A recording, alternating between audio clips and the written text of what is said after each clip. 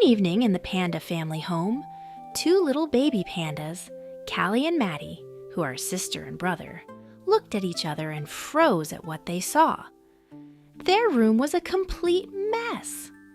Toys were scattered everywhere, books lay all over the floor, and soft plush friends were hiding under the bed.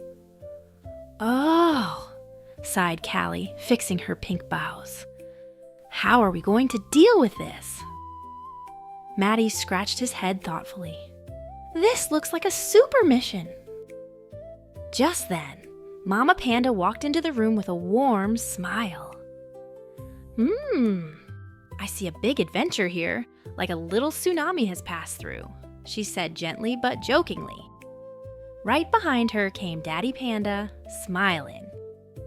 "The best adventures begin when we tidy things up together." Kally nodded bravely.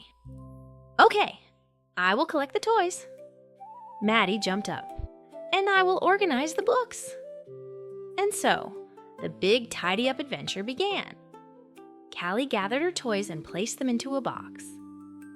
"This teddy bear lives here," she said happily. Matty lined up the books neatly.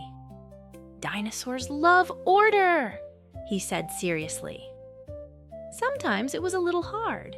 Sometimes they wanted to stop and just play, but they didn't give up. "Come on, Matty, we're almost done," Kally encouraged him.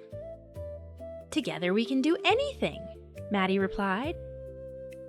Little by little, the room started to change.